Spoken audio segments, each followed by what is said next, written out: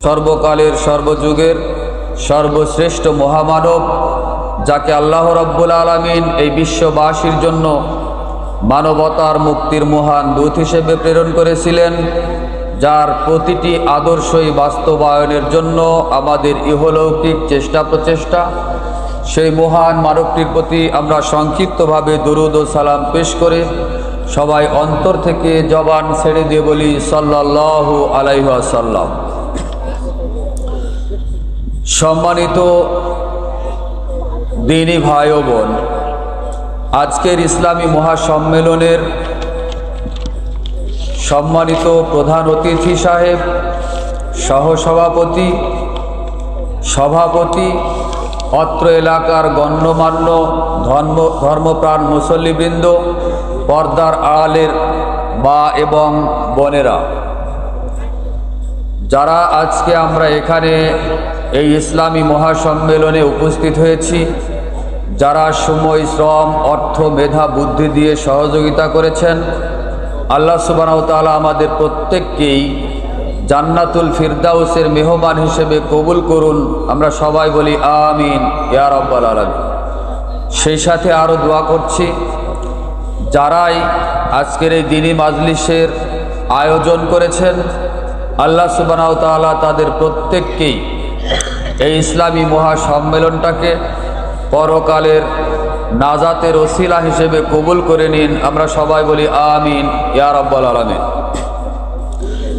আমার সংক্ষিপ্ত আলোচ্য বিষয় আল্লাহর উদ্দেশ্য, নির্দেশ এবং বর্তমান পৃথিবীর মুসলমানদের অবস্থা। উল্লিখিত বিষয়কে সামনে রেখে আমি পবিত্র কোরআন এবং সহিহ হাদিস থেকে তথ্য এবং তথ্যবহুল আলোচনা করার চেষ্টা করব ইনশাআল্লাহ। ওয়া মা তাওফীকি ইল্লা বিল্লাহি আলাইহি তাওয়াক্কালতু ওয়া ইলাইহি উনীব।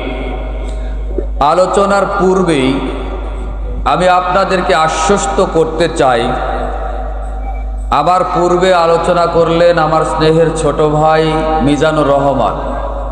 একেবারে 5G গতি বলবো না 6G গতি বলবো বুঝলাম না, একেবারে সাইক্লোন, টর্নেডো, নার্গিস, আইলা, বিলকিসের মতো, তাই না? আলোচনা করলেন। আলোচনা সবই ভালো আলহামদুলিল্লাহ, কিন্তু গতিটা একটু কমাতে হবে।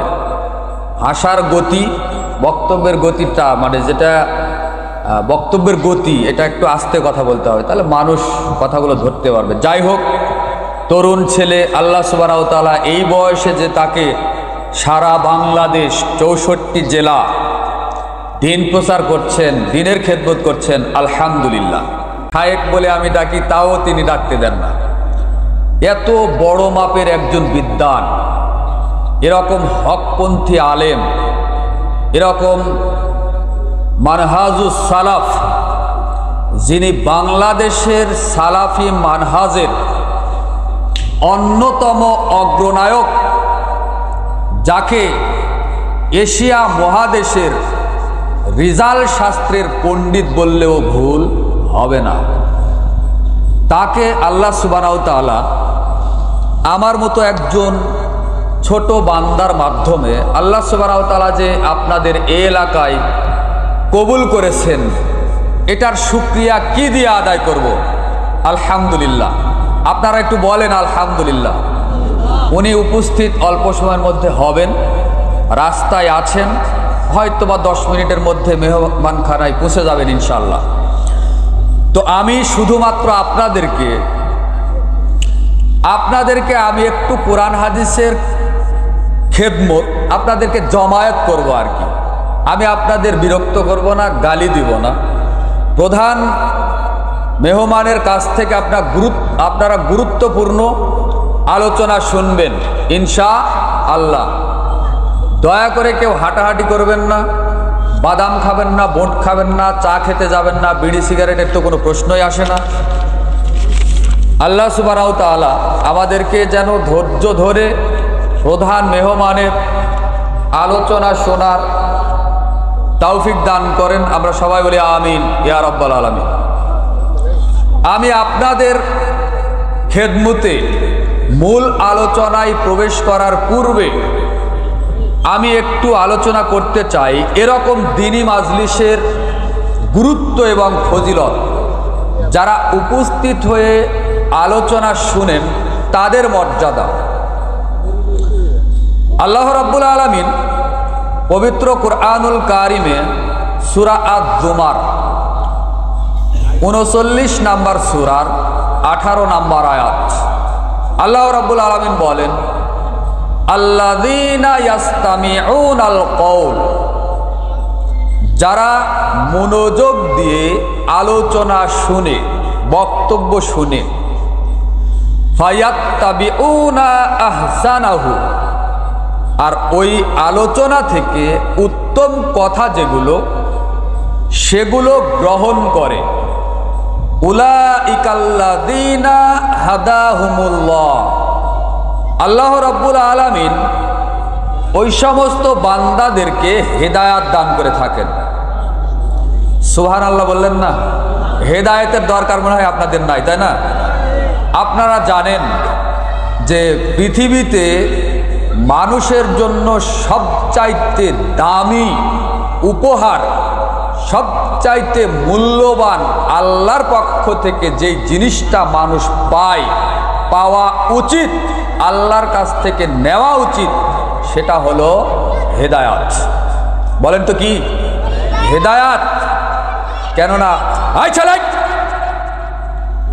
এই বেয়াদব ছেলে কখন থেকে চিল্লাচিল্লি করছে? এই কেউ না এদিকে, এখন থামলা কেন? চিল্লাও দেখি। আশ্চর্য কথা, একজন মানুষ গিয়ে যদি ওদিকে থামাতে বলতো তাও হতো। এই ছেলেপেলেকে গুলো হয় 3 কিলোমিটার দূরে রেখে আসেন, নয়তো এখানে নিয়ে এসে বসায় দেন। আগামী দিনে ওরাই এ জাতির খেদমত করবে, আগামী দিনে ওরাই দিনের পাহারাদার হবে, আগামী দিনে ওরাই হবে এদেশের বড় বড় আলেম, বড় বড় বক্তা। আমাদের আকাবিররা চিরদিন বেঁচে থাকবেন না। ডক্টর আসাদুল্লাহ আল গালিব স্যার এখন দাঁড়িয়ে খুতবা দিতে পারেন না, আপনারা জানেন না?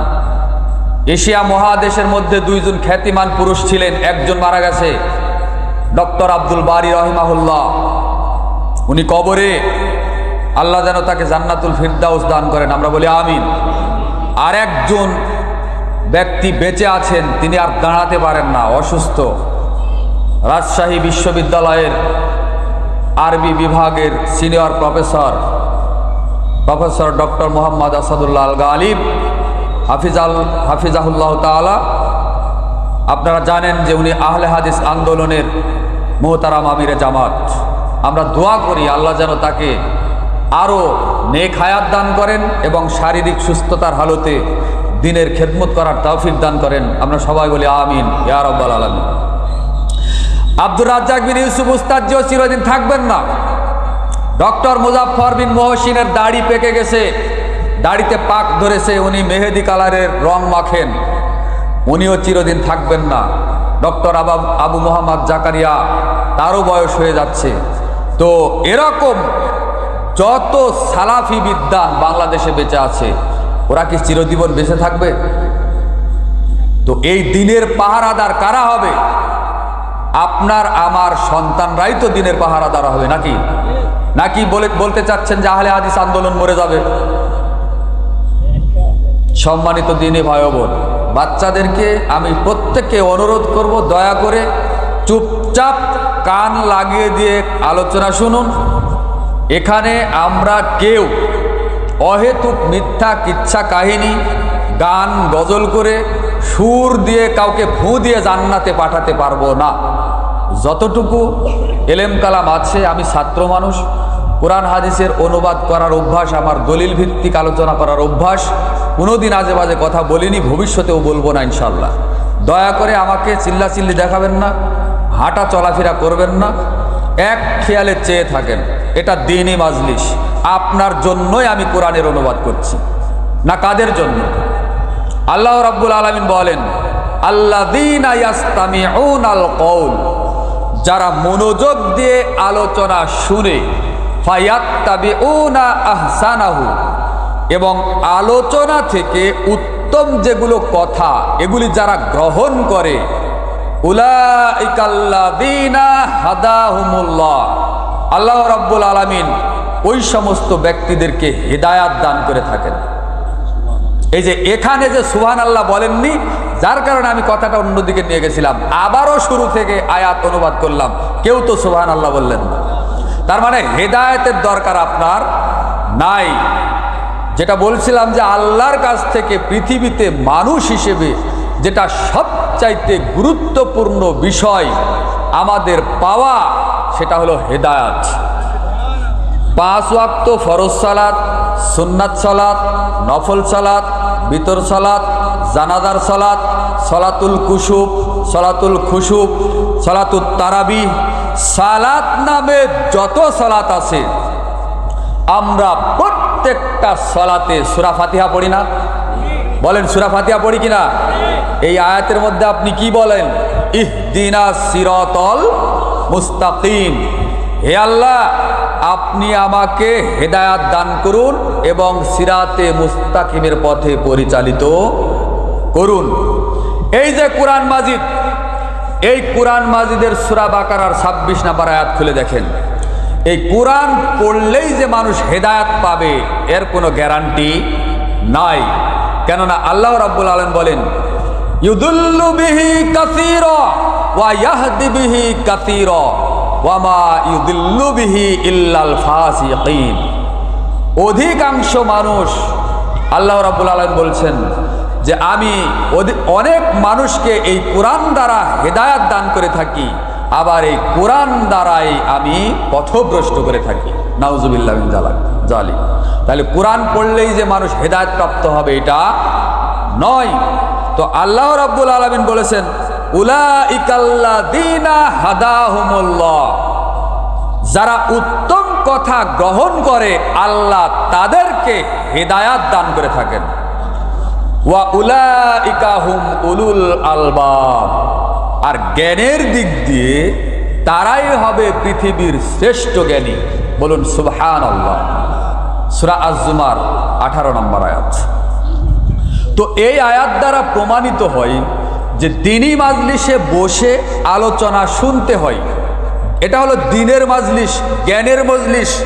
কোরআন সুন্নাহ থেকে আপনি ইলম অর্জন করবেন, এই জন্য আপনি এখানে বসেছেন, সুতরাং ইলম অর্জন করতে হবে।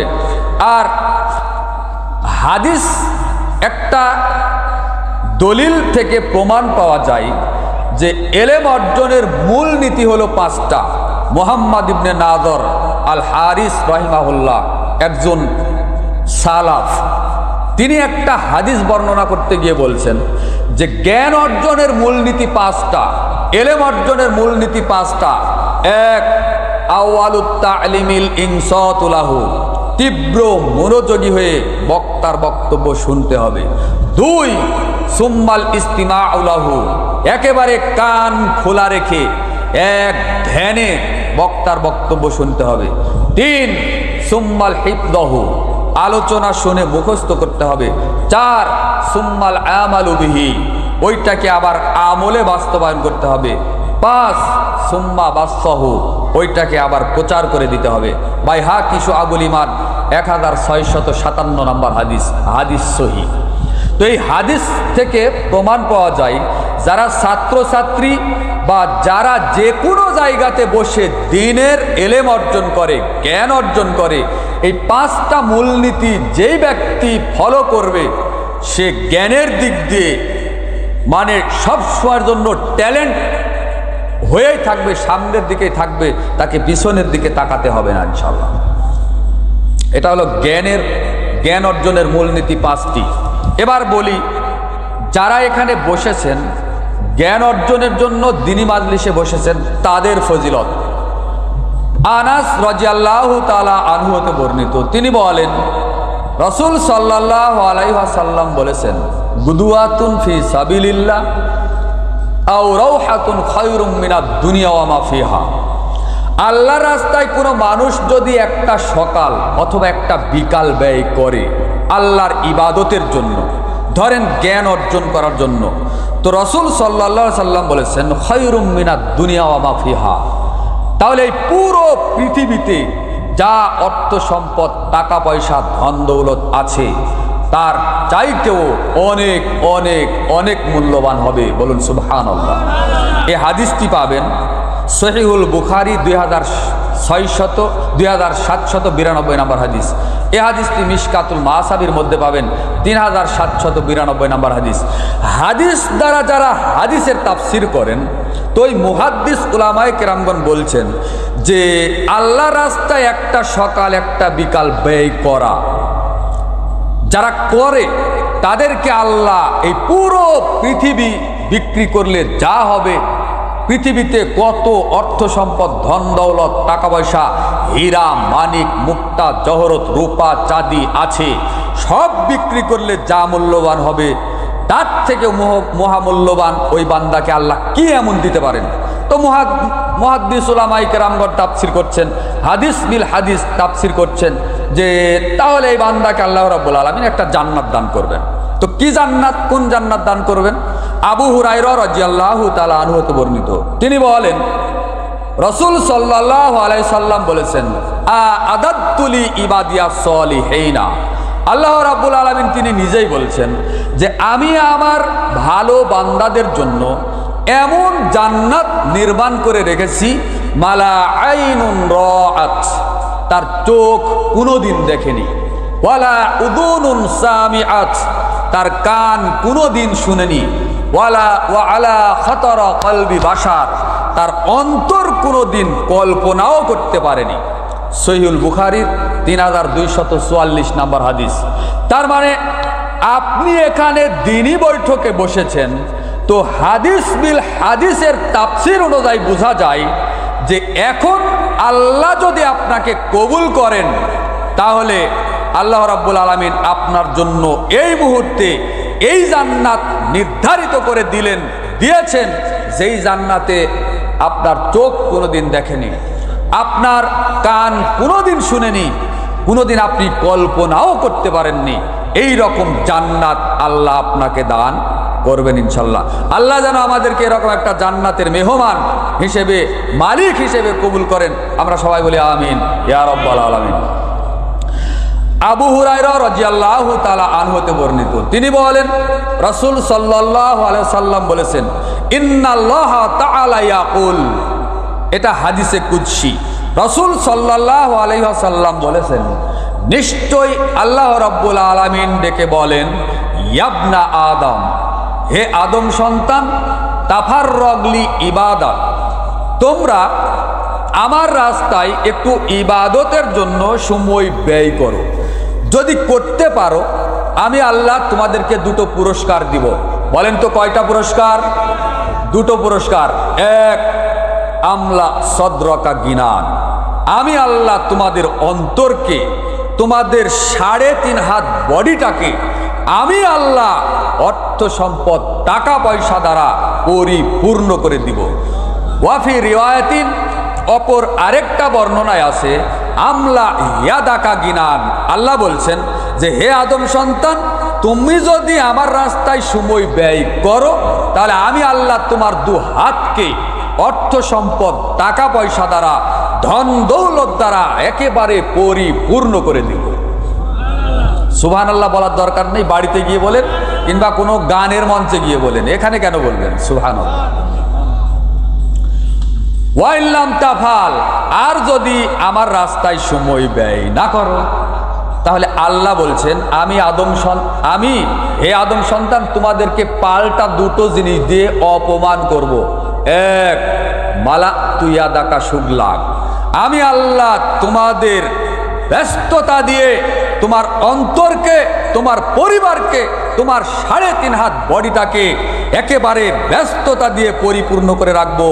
ব্যবসা বাণিজ্য, কোর্ট কাছারি, চাকরি বাকরি, ক্ষেত খামার, স্ত্রী সন্তান, হাট বাজার, কোনো দিন তোমার শান্তি হবে না। একেবারে আমি তোমাদেরকে ব্যস্ততা দিয়ে পরিপূর্ণ করে রাখবো। তাই তো এই এলাকায় আরো 15 দিন আগের থেকে পোস্টার মাইকিং কত দাওয়াত কত কি করার পরেও আজকে যারা এই প্যান্ডেলে বসতে পারেননি, এরকম দিনী মাজলিসে, এরকম ফজিলতের মাজলিসে যারা বসতে পারেননি, আপনি হিসাব করে মিলান আল্লাহর কথা, তাদেরকে আল্লাহ ব্যস্ততা দিয়ে পরিপূর্ণ করে রেখেছেন, তাই এখানে আসতে পারেনি। দুই, ওয়ালাম আসুদ্দা ফাকরাক, আর আল্লাহ বলছেন যে আমি তোমাদের অন্তরকে, তোমাদের ঋণ তোমাদের কখনো দূর করব না, তোমাদেরকে একেবারে পেরেশানি দিয়ে, তোমাকে ঋণ দিয়ে তোমার অন্তরকে আমি জর্জরিত করে রাখবো, কখনো তোমার অভাব দূর করব না। নাউজুবিল্লাহ মিন যালিক। হাদিসে কুদসি, এটাও অনুবাদ যেটা করলাম, হাদিসের মধ্যে যেভাবে আছে ঠিক সেভাবে অনুবাদ করে আপনাকে দেখালাম, শোনালাম, আপনি তদন্ত করেন। সুনান তিরমিজির 2466 নম্বর হাদিস। এ হাদিসটি আপনার সুনান ইবনে মাজার মধ্যে পাওয়া যাবে 4107 নম্বর হাদিস। আমি দলিল পেশ করছি, আমি দলিল জাতির সামনে উন্মুক্ত করে দেখাতে প্রস্তুত। আপনার 500 টাকা 1000 টাকার নোটে লেখা থাকে, গণপ্রজাতন্ত্রী বাংলাদেশ সরকারের দায়িত্বে প্রবর্তিত চাহিবা মাত্র ইহার বাহককে দিতে বাধ্য থাকিবে, টাকায় লেখা থাকে না? তো আমি যে কোরআনের আয়াত, যে হাদিস অনুবাদ করে দলিল পেশ করছি, যে কোনো মুহূর্তে জাতি চাইলে জাতির কাছে মূল কিতাব খুলে এভাবেই হাদিস কোরআনের আয়াত দেখাতে, দলিল পেশ করতে আমি ওয়াদাবদ্ধ, আমি প্রস্তুত। কিন্তু আপনাকে মানতে হবে। মানবেন না, বক্তব্য শুনে যদি আপনি মানেন, মেনে চলেন, তাহলে আপনি ঈমানদার, আর যদি না মানেন তাহলে আপনি হবেন মুনাফিক। কেন? আপনি বক্তব্য শুনে মানেন না। আর আল্লাহ রাব্বুল আলামিন পবিত্র কোরআনে সূরা বাকারার একেবারে শেষের দিকে 286টি আয়াত আছে, 285 নম্বর আয়াতের একটা অংশ আপনি পড়ে দেখেন। আল্লাহ বলছেন ওয়া ক্বালু সামি'না ওয়া আতা'না। শ্রোতারা তারাই যারা বলে যে দলিল ভিত্তিক, প্রমাণ ভিত্তিক আমরা আলোচনা শুনলাম এবং মেনে নিলাম। মেনে নেওয়ার নাম হলো ঈমানদার, আর কোরআন হাদিসকে প্রত্যাখ্যান করার নাম ঈমানদার নয়। এটা হলো মুনাফিকদের বৈশিষ্ট্য। আপনি মানতে পারেন না পারেন, আমল করতে পারেন বা না পারেন, সেটা প্রত্যেকটা মানুষেরই এটা নিজের দুর্বলতা হতে পারে, কিন্তু মেনে নিতে হবে। আপনি প্রত্যাখ্যান করতে পারবেন না। সম্মানিত দ্বীনী ভাই ও বোন, বলছিলাম সাহল ইবনু হানজালা রাদিয়াল্লাহু তাআলা আনহু হতে বর্ণিত, তিনি বলেন রাসূল সাল্লাল্লাহু আলাইহি ওয়াসাল্লাম বলেছেন, মা জালাসা কওমুন ইয়াযকুরুন আল্লাহ। আল্লাহ রাব্বুল আলামিন আসমান থেকে দেখেন, দেখে আলোচনা যারা মনোযোগ দিয়ে শুরু থেকে শেষ পর্যন্ত শুনেছে এবং বৈঠক ভঙ্গের দোয়া পড়ে যারা বাড়িতে চলে গেছে বা যাচ্ছে, ওই সময় আল্লাহ রাব্বুল আলামিন ওই বান্দাদেরকে ডাকেন, নিজে ডাকেন, ডেকে বলেন, হে আমার বান্দারা, তোমরা ওই দীপচাঁদপুর তালুকদার পাড়া ওই যে হাই স্কুল মাঠে বসে তোমরা আলোচনা শুনছিলে, এবার তোমরা বাড়িতে চলে যাও। কুমু মাগফুরাল্লাকুম, আমি আল্লাহ তোমাদেরকে ক্ষমা করে দিয়েছি। সুবহানাল্লাহ। শুধু তাই নয়, আল্লাহ পরের বাক্যে আবার ওই বান্দাদেরকে ডাকেন, ডেকে বলেন, হে আমার বান্দারা, আমি শুধু তোমাদেরকে ক্ষমাই করিনি, বরং তোমাদের জন্য আরেকটা সুসংবাদ আমি আল্লাহ বলছি, ওয়া বুদ্দিলাত সাইয়্যাতিকুম হাসানাত।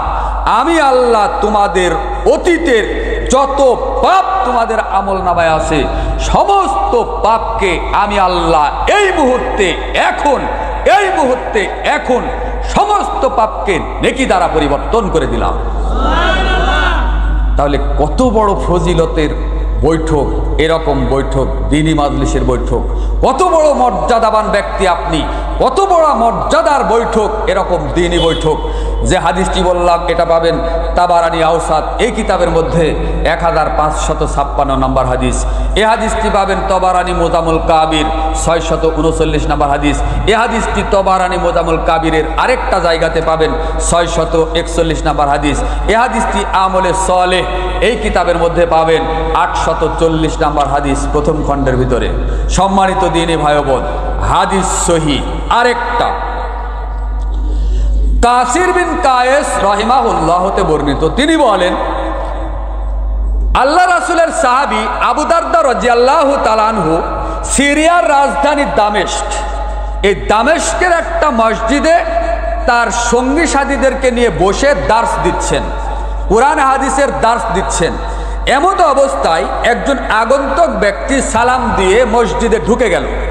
ঢুকে যাওয়ার পরে বলছে যে, হে আল্লাহ রাসূলের সাহাবী আবু দারদা। এই কে কথা বলে এখানে? ভাই গল্প করার জন্য আপনারা এখানে বসেছেন নাকি? আপনারা গল্প করেন এখানে এসে কথা বলেন, আমি নিচে বসি, পিছনে থাকি। তো আবু দারদা রাদিয়াল্লাহু তাআলা আনহুকে বলছেন যে, হে আল্লাহ রাসূলের সাহাবী আবু দারদা, আমি আল্লাহ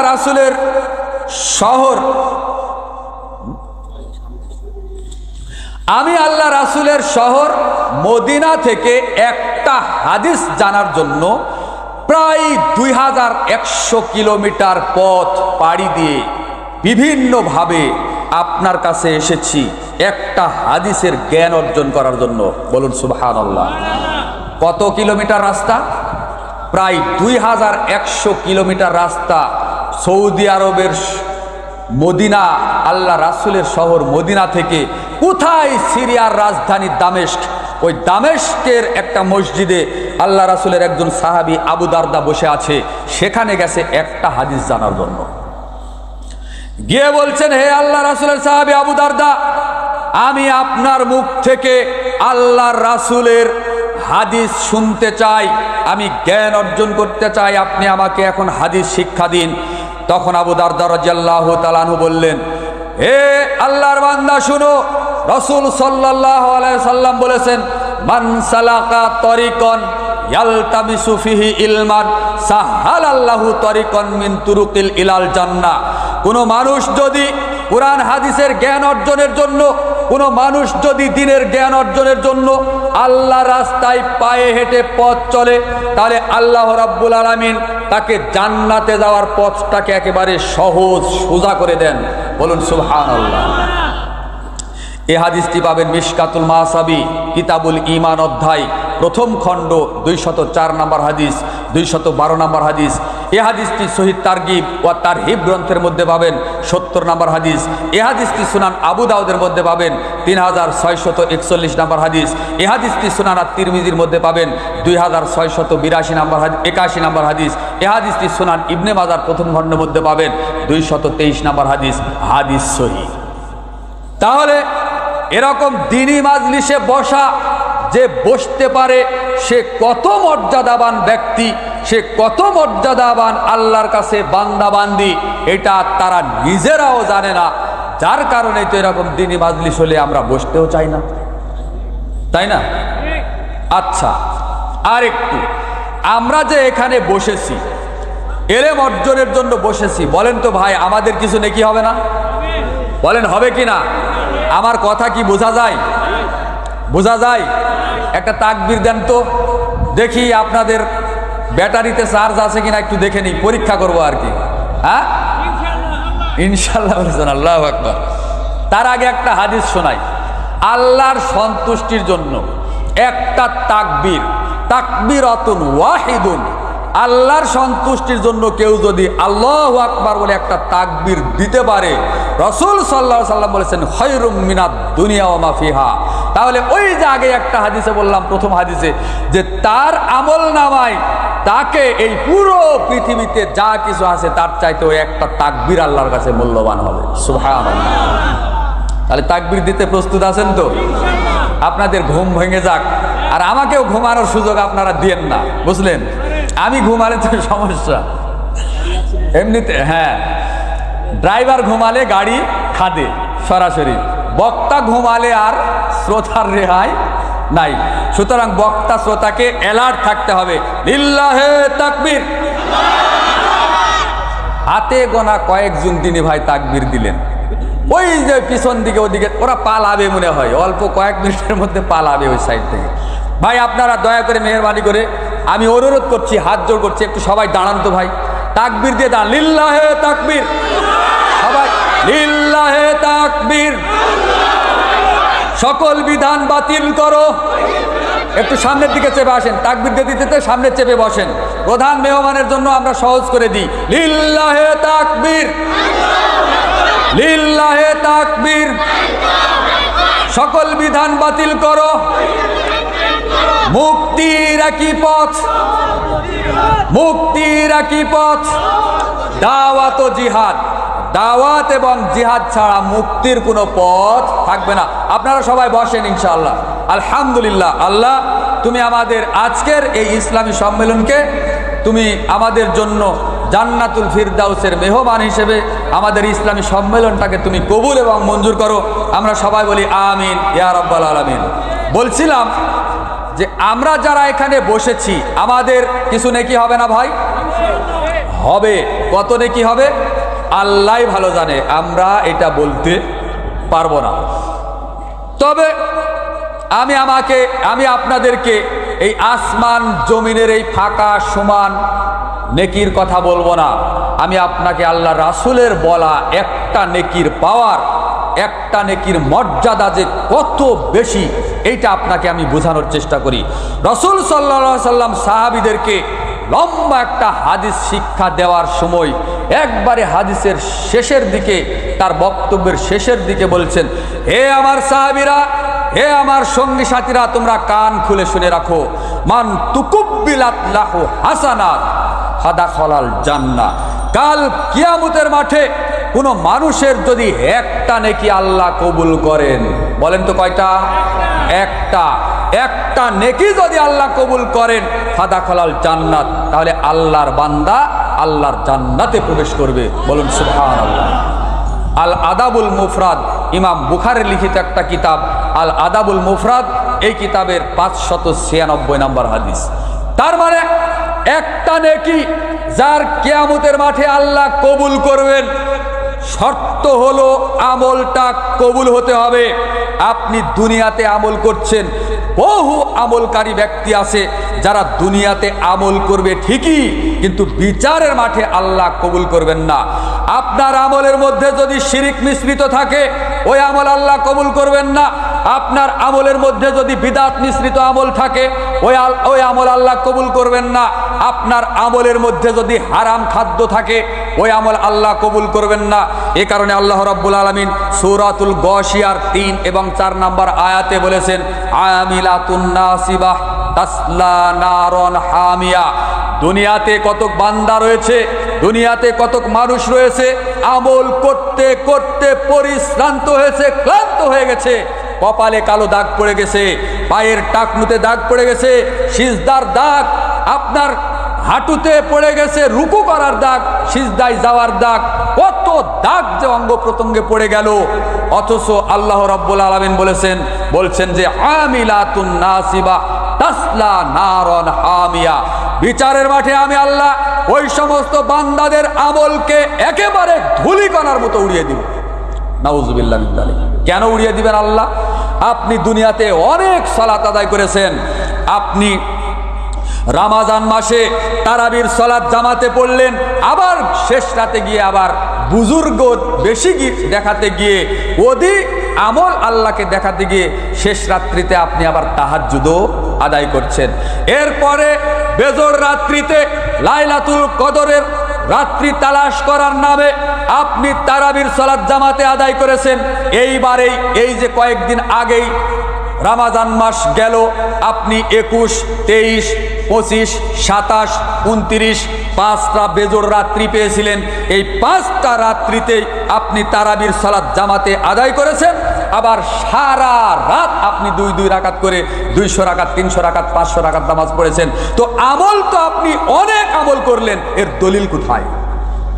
কে দেখাবে আপনাকে এই দলিল? আপনি সারা জীবন মাযহাবের নামে গোলামি করতে গিয়ে, অধিকাংশ মানুষকে দলিল হিসেবে প্রমাণ করতে গিয়ে আপনি আল্লাহ রাসূলের তরিকা বাদ দিয়ে আল্লাহ রাসূল সাল্লাল্লাহু আলাইহি সাল্লাম কোনদিন রাতের সালাত 2 রাকাত করে আদায় করেছেন ঠিক।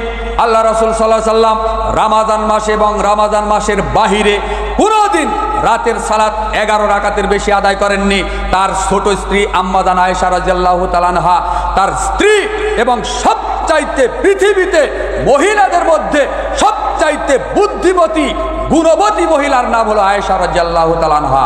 আর সবচাইতে মহিলাদের মধ্যে হাদিস বর্ণনা করেছেন আল্লাহ রাসূলের থেকে একেবারে বিশুদ্ধ সহিহ হাদিস বর্ণনা করেছেন আয়েশা রাদিয়াল্লাহু তাআলা আনহা। তো আম্মাজান আয়েশা রাদিয়াল্লাহু তাআলা আনহা তিনি নিজেই বলছেন যে আল্লাহ রাসূল সাল্লাল্লাহু আলাইহি সাল্লাম রমাদান মাসে এবং রমাদান মাসের বাহিরে 11 রাকাতের বেশি সালাত কোনোদিন আদায় করেননি। আপনি কত বড় মুফতি, আপনি কত বড় আমলকারী ব্যক্তি, আপনি কত বড় ইনসানে কামেল হয়ে গেছেন যে 20 রাকাত তো আদায় করলেন যে হাদিসটি জাল, যে হাদিসটি মাউদু, উমর রাদিয়াল্লাহু তাআলা আনহুর নামে মিথ্যা অপবাদ দিয়ে চালু করে দেওয়া হয়েছে, পুরো বিশ্ববাসী এই জাল হাদিসের উপরে আমল করছে, অথচ আল্লাহ রাসূলের সহি তরিকায় আমল করছে না। তো এই আমল দিয়ে আপনি কি করবেন? কাল কিয়ামতের মাঠে এই আমলকে আল্লাহ ধূলিকণার মতো উড়িয়ে দিবেন। আল্লাহ রাব্বুল আলামিন সূরা কাহফের 103 এবং 4 নম্বর আয়াত আপনি খুলে দেখেন, দুনিয়াতে যারা বেদাতি তাদের আমল আল্লাহ কবুল করবেন না। তাহলে আপনি কোন এমন ব্যক্তি? আপনি শিরকের নামে, আপনি বিদাতের নামে আল্লাহর কাছে ভালো বান্দা সাজতে গিয়ে আল্লাহ রাসূলের তরিকা বাদ দিয়ে এই যে রমাদান মাসে ঈদুল ফিতরের আগেই আপনি টাকা দিয়ে ফিতরা দিলেন, আল্লাহ রাসূল সাল্লাল্লাহু আলাইহি ওয়াসাল্লাম খাদ্য দিয়ে ফিতরা দিয়েছিলেন, আর আপনি বেশি সমাজের দোহাই দিয়ে, রাষ্ট্রের দোহাই দিয়ে, অধিকাংশ মানুষের দোহাই দিয়ে আল্লাহ রাসূলের রেখে যাওয়া সুন্নাতকে একেবারে জবাই করে, পদদলিত করে আপনি খাদ্য বাদ দিয়ে টাকা দ্বারা ফিতরা দিলেন। বলেন আপনি কি এমন আমলকারী বান্দা আপনার কাছে হবেন? আল্লাহ রাসূলের সুন্নাতকে, আল্লাহ রাসূলের আদর্শকে একেবারে জ্বলন্ত জবাই করে পায়ের তলে রেখে আপনি ইবাদত করে জান্নাতুল ফিরদাউস খুঁজবেন? অত বড় সস্তা নাকি এই দুনিয়া? অত বড় সস্তা নাকি দিন ধর্ম? অত বড় কি এই ইবাদত? জান্নাত কি অত বড় মাবুর বাড়ির বারান্দা? যে কোনো জায়গাতে জান্নাত পড়ে আছে? সম্মানিত দিনী ভাই ও বোন, বলছিলাম যে রাসূল সাল্লাল্লাহু আলাইহি সাল্লামের রেখে যাওয়া সুন্নাত, রাসূল সাল্লাল্লাহু আলাইহি সাল্লামের আদর্শ যদি আপনার আমার ভিতরে না থাকে, তাহলে আপনি যত আমল করবেন ওই আমলটা দেখতে যত ভালো হোক, ওই আমল কবুল আল্লাহ করবেন না। আব্দুল্লাহ ইবনে আব্বাস রাদিয়াল্লাহু তাআলা আনহু মুয়াবিয়া, খলিফা মুয়াবিয়া রাদিয়াল্লাহু তাআলা আনহুর সাথে হজ করছিলেন। হজ করার সময় কাবা ঘরে 4টা কোণা আছে। আব্দুল্লাহ ইবনে আব্বাস রাদিয়াল্লাহু তাআলা আনহু লক্ষ্য করলেন যে আমিরুল মুয়াবিয়া রাদিয়াল্লাহু তাআলা আনহু, এখানে আছে রুকনে ইয়ামানি, এখানে আছে হাজারে আসওয়াদ, এখানে আছে রুকনে ইয়ামানি, এখানে আছে হাজারে আসওয়াদ। তো এই দুই জায়গাতে মুয়াবিয়া রাদিয়াল্লাহু তাআলা আনহু স্পর্শ করছেন, চুমু খাচ্ছেন, আবার এই কোণাতেও আসলেন, এই কোণাতেও আসলেন, 4টা কোণাতেই গেলেন মুয়াবিয়া রাদিয়াল্লাহু তাআলা আনহু। অথচ আব্দুল্লাহ ইবনে আব্বাস রাদিয়াল্লাহু তাআলা আনহু, রইসুল মুফাসসিরিন যাকে বলা হয়, আব্বাস রাদিয়াল্লাহু তাআলা আনহুর ছেলে আব্দুল্লাহ, একদম জগৎ বিখ্যাত সাহাবী, এত বড় বুজুর্গানে দ্বীন সাহাবী। ওই সময়ে জ্ঞানী সাহাবী খুব কমই ছিল। তার মধ্যে আরেকজন একটা আছে আব্দুল্লাহ ইবনে মাসউদ রাদিয়াল্লাহু তাআলা আনহু। তো আব্দুল্লাহ ইবনে আব্বাস রাদিয়াল্লাহু তাআলা আনহু আমিরুল মুমিনিন মুয়াবিয়া রাদিয়াল্লাহু তাআলা আনহুকে বললেন, হে আমিরুল মুমিনিন মুয়াবিয়া, আমি আল্লাহ রাসূল সাল্লাল্লাহু আলাইহি সাল্লামকে দেখেছি, তার সাথে আমি নিজে উপস্থিত থেকে হজ করেছি।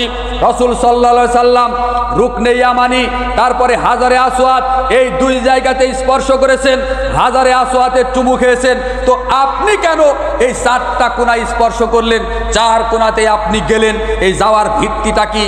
যদি আপনি আমাকে বলেন তাহলে আমার খুব উপকার হয়।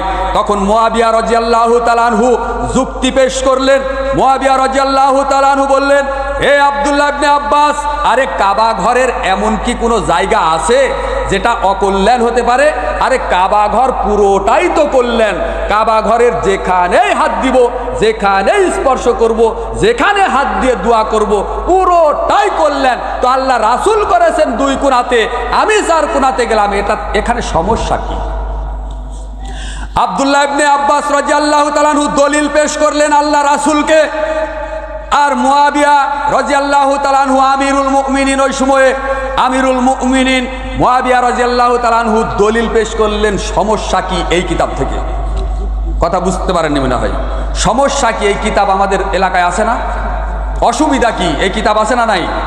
সহিহুল বুখারীর হাদিস এগুলো, তাই না? সহিহুল বুখারী নয়, সহিহুল বুখারী। হুজুর কিতাবে হুজুর, অমুক হুজুর বলেছে, তুমুক হুজুর বলেছে।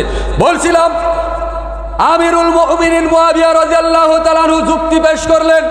তখন আব্দুল্লাহ ইবনে আব্বাস রাদিয়াল্লাহু তাআলা আনহু দ্ব্যর্থহীন কণ্ঠে পবিত্র কুরআনুল কারীম থেকে দলিল পেশ করলেন, হে আমিরুল মুমিনিন মুয়াবিয়া, আমি আল্লাহ রাসূলের আদর্শের কথা, আমি আল্লাহ রাসূলের মূলনীতির কথা, আমি আল্লাহ রাসূলের হজের পদ্ধতি আপনাকে বললাম, আর আপনি আমাকে যুক্তি পেশ করছেন। অথচ আপনি কি কোরআন পড়েননি? আপনি কি কোরআন খুলে দেখেননি?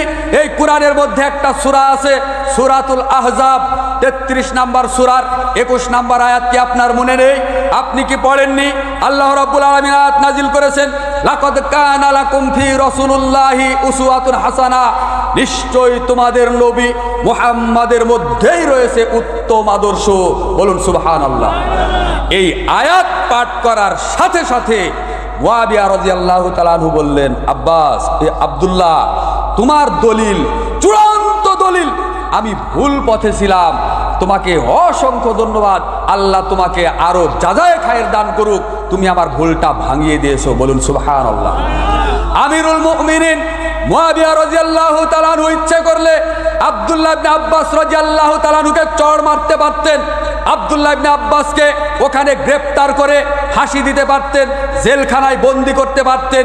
কিন্তু যখনই পবিত্র কুরআনুল কারীম থেকে সূরা আহজাবের 21 নম্বর আয়াত তিলাওয়াত করে তার কাছে শোনানো হলো যে রাসূল সাল্লাল্লাহু আলাইহি সাল্লামের হজের পদ্ধতি ছিল রুকনে ইয়ামানিতে স্পর্শ করা আর হাজরে আসওয়াতে চুমু খাওয়া, এই দুই জায়গাতে হাত দেওয়াতে চুমু খাওয়াতেই কল্যাণ রয়েছে, এর বাইরে দেওয়াতে কোনো কল্যাণ নেই, অকল্যাণই সেখানে রয়েছে। এটাই আল্লাহ রাসূলের আদর্শ। সাহাবীরা একেবারে আল্লাহ রাসূলের আদর্শ পালনে একেবারে আপোষহীন ছিলেন, আপোষকামী তারা ছিলেন। তারা কখনো শিরিক বিদআতের সাথে আপোষ করে তারা কখনো 1 সেকেন্ড 1 মিনিট দুনিয়াতে তারা বেঁচে থাকার চেষ্টা করেননি। আজকের দিনেও আমাদের চূড়ান্ত মেসেজ, চূড়ান্ত দলিল হলো এটা, কেউ যদি আমাদের গলা টিপে ধরে যদি বলে যে সূরা ফাতিহা পড়া যাবে না, নিষেধ, তাহলে বলবো সূরা ফাতিহা পড়া ফরজ, আর একদিকে সুন্নাত। আমাকে যদি ফাঁসির কাস্টে ঝুলানো হয় তবুও ইমামের পিছনে সূরা ফাতিহা পড়বো ইনশাল্লাহ, ওর থেকে 1 চুল 1 সেকেন্ড পিছপা হবো না ইনশাল্লাহ। এরপরে কেউ যদি যুবক তোমাকে বলে সালাতে জোরে আমিন বলা যাবে না, তুমি বলবা জোরে আমিন বলার হাদিস রয়েছে সহিহ বুখারীতে, প্রথম খণ্ড 780 নম্বর হাদিস, 781 নম্বর হাদিস, 782 নম্বর হাদিস। রাসূল সাল্লাল্লাহু আলাইহি সাল্লাম বলেছেন যে ব্যক্তি ইমামের পিছনে ইমামের সাথে জোরে আমিন বলে, যার আমিন ফেরেশতার সাথে মিলে যায়, গুফিরা লাহু মা তাকাদ্দামা মিন জামবিহি, তার পিছনের অতীতের সকল সগীরা গুনাহ, সকল কাবিরা গুনাহ আল্লাহ মাফ করে দেয়। বলুন সুবহানাল্লাহ। তোমাকে যদি বলে যে সূরা ফাতিহা পড়ার সময় আমিন বলা যাবে না, তাহলে তুমি বলবা আল্লাহ রাসূল জোরে আমিন বলার নির্দেশ দিয়েছেন, আল্লাহ রাসূল নিজে জোরে আমিন বলেছেন, সাহাবীরা আমিন বলেছেন জোরে, মসজিদ গুম গুম আওয়াজ হতো, আমিনের শব্দে মুখরিত হতো। আমি তোমার কোনো কথা শুনবো না, জোরে আমিন বলবো, তোমার যা খুশি তাই করো।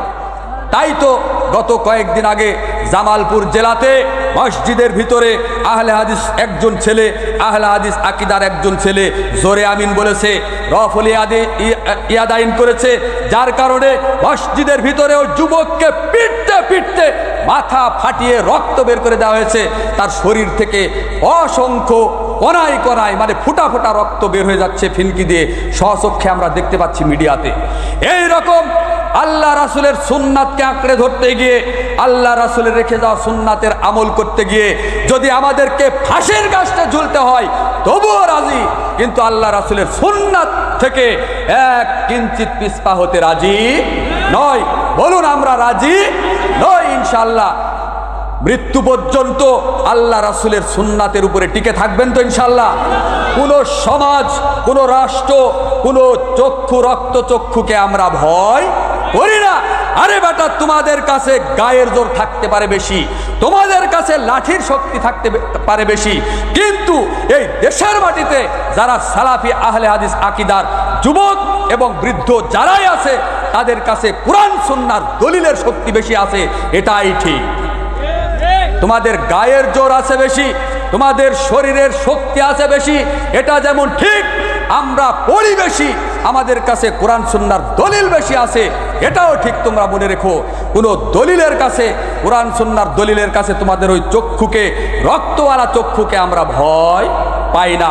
এ দেশের মাটিতে একজন সালাফ বলেছিলেন, আরে আকাশের উপরে আসমানের পাহারাদার হলো ফেরেশতারা, আর জমিনের উপরে দ্বীনের পাহারাদার হলো আহলে হাদিসরা। বলুন সুবহানাল্লাহ। যার কারণে আজ থেকে প্রায় 1168 বছর পূর্বে ইমাম আবু দাউদ রাহিমাহুল্লাহ, যাকে আহলুল হাদিস আকিদার আলেম বলা হয়, ইমাম বলা হয়, সেই ইমাম আবু দাউদ রাহিমাহুল্লাহ আজ থেকে প্রায় 1168 বছর পূর্বে তিনি দ্ব্যর্থহীন কণ্ঠে বলে গেছেন, লাউলা হাজিহিল ইসাবা লান্দারাসাল ইসলাম ইয়া সাবাল হাদিস। আরে পৃথিবীর জমিনে যদি আহলে হাদিস আলেমরা, আহলে হাদিস মানুষ যদি পৃথিবীতে না থাকতো, তাহলে ইসলাম দুনিয়ার বুক থেকে মিটে যেত, বিদায় নিত, ইসলাম থাকতো না। শিরকপন্থী, বেদাতপন্থী, এই মাজার পূজারী, কবর পূজারী, খাম্বা পূজারীরা, এই তথাকথিত তন্ত্রমন্ত্রের ধ্বজাধারীরা, এরা ইসলাম দুনিয়ার বুকে রাখতো না। ইসলাম বহু পূর্বে বিদায় নিয়ে চলে যেত। ইসলাম এখনো আছে কি জন্য? আহলে হাদিসরাই দুনিয়ার জমিনে আছে, বেঁচে আছে। এ কারণেই হক সত্য দাওয়াতটা আপনি পাচ্ছেন আজ পর্যন্ত, আলহামদুলিল্লাহ। ইমাম আবু দাউদ রাহিমাহুল্লাহর এই কওলটা আপনি পাবেন, খুলে দেখেন শারফু আসহাবিল গ্রন্থ। আরে আজ থেকে ইমাম খতিব আবু বকর আল বাগদাদি রাহিমাহুল্লাহ আজ থেকে 1000 বছর পূর্বে একটা গ্রন্থ লিখেছিলেন, যার নাম আসহাবুল হাদিস গ্রন্থ। আসহাবুল হাদিস এই গ্রন্থের 47 পৃষ্ঠা, 26 পৃষ্ঠা, 28 পৃষ্ঠা, 29 পৃষ্ঠাতে বহু বড় বড় ইমামদের কওল মওজুদ রয়েছে। আর তুমি কাকে চোখ রাঙানি দেখাও, কাকে ভয় দেখাও? 5 ওয়াক্ত ফরজ সালাতের পরে তথাকথিত বস্তা পচায় সম্মিলিত মুনাজাতের কারণে সারা বাংলাদেশে আহলে হাদিস তরুণ সমাজ, আহলে হাদিস তরুণ সমাজ, যুবক ভাইরা মার মুখী হয়েছে, তাদের মার খেতে হয়েছে। বহু তরুণ ছেলেকে মসজিদ থেকে পিটিয়ে বের করে দেওয়া হয়েছে। আপনার ফরিদপুর সালতা থানায় আহলে হাদিস মসজিদকে আগুন দিয়ে পুড়িয়ে দেওয়া হয়েছে, শুধুমাত্র প্রচলিত এই সম্মিলিত মোনাজাত না করার কারণে। সম্মানিত দিনী ভাই বোন, বলছিলাম আল্লাহ রাসূলের রেখে যাওয়া সুন্নাতকে আপনি আঁকড়ে ধরুন।